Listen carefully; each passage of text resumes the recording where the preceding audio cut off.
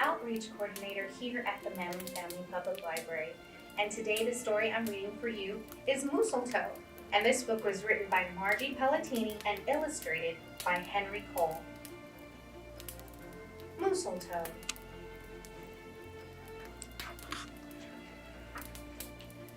'Twas the season, and Moose was merry.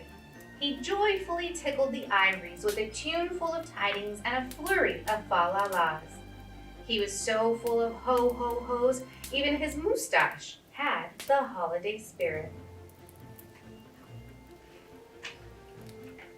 But Moose was more than just a bit merry and bright. He was busy, busy, busy.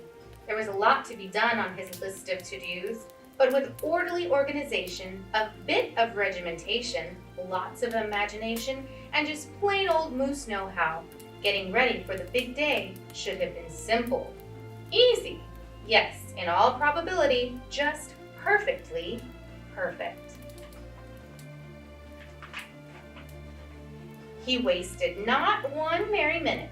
Moose got moving and put some hustle into the holiday bustle. He went to work. He wrote cards and letters till his hooves hurt. Check. He shopped till he dropped. Check. He hauled home boxes and bags and presents galore. Moose had gifts for everyone stacked from ceiling to floor. Check, check, check. Then he rapped, yo ho ho, and he ribboned, ho ho ho.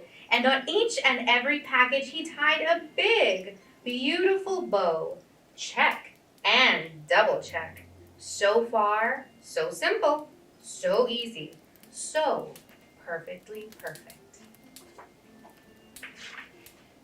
Another look at the list, and Moose headed for the kitchen. He pulled out the pots, pans, and bowls, sifted through stacks and racks of cookbooks. He whisked with his left, spooned with his right. Moose baked tons of tins of cookies. Check. Dozens of cakes, breads, and sweets. Check, check, check. He made jellies, sticky jams. Moose roasted a goose and some chestnuts. He toasted marshmallows and yams. Check, check, check, triple check. Yes, yes, so simple, so easy, and but of course, so perfectly perfect. Decorations were up next on his list of things to do and get done. So Moose decked the halls, then spruced up the walls. He beaded, bowed, and moosletoed. He gathered garlands, roped wreaths and holly, jingled bells, sang noels. Oh, good golly, this Moose was jolly. Check, check, check, check, check, check, check. Last but not least, he hung all the stockings, each and every one with special care. And just in time, too, soon Santa would be there. Check and a final check, yes sirree. Getting ready for Christmas was an absolute snap and so simple, so easy, and if he did say so himself, Moose thought totally, utterly, completely, perfectly perfect. On that night, before Christmas, Mother, little Sissy, Bucky, and Junior looked all through the house. What a job Moose had done. Everything looked beautiful, festive, quite fine indeed. There was just one minor problem, if you will.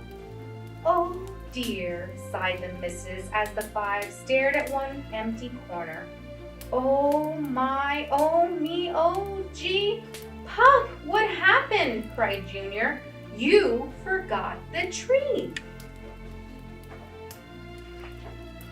Oops, where would they hang the tinsel, string the popcorn, light the lights? Where would Santa leave his gifts for the kiddies on Christmas Eve night?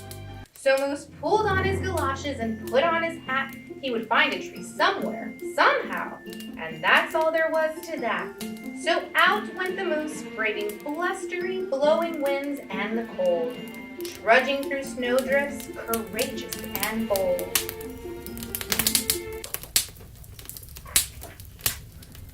Moose first hoofed it down to the corner, not a tree to be had. Then he slid around the block, Uh-oh, things were looking bad. He went down every boulevard, street, and little road. He looked down lanes and alleys. Every tree had been sold. There wasn't a branch, not a twig, not even one lousy, boughless bough hanging around. Nope, not a nothing, not a tree to be found. It's sold out. No tree, sighed a sad moose as he came home empty-handed that snowy eve. The kids tried to make the best of it. They said, "Oh, so who needs a tree?" But Moose could plainly see they were short on the glee. He knew he had to do something, and that's just what he did. In the empty corner he stood and spread his arms out very wide. Then he smiled at his children, and he winked at his bride. "Kids," he declared, "bet your forgetful pop some of that tried and true family glop." I wonder what they're gonna do. So back came the kids carrying a big pot of glue, and without a word to one another, they knew just what to do. They each took a part, grabbing strands, taking hold, then carefully, oh so carefully, they glopped. And they plopped, they pasted and they pressed, they curled and twirled every which way a follicle could fathom, until Moose's magnificent moustache was indeed even more of a marvel to see.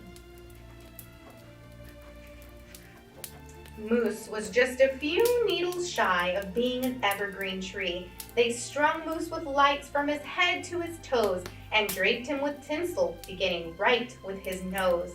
They hung balls that were shiny and bells that twinkled, candy canes, berries, and plums sugar sprinkled. Then they all stood back. Junior plugged in his pop. Ooh, ah! Yes, Moose truly was one incredible sight. He was glorious and glowing, and boy, oh boy, was he ever bright.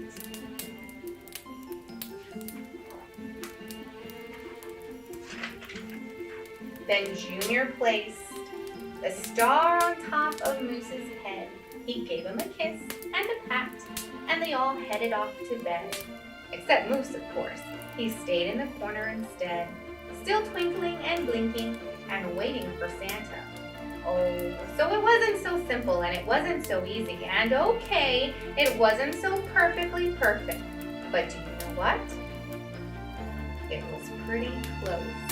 Ho, ho, ho.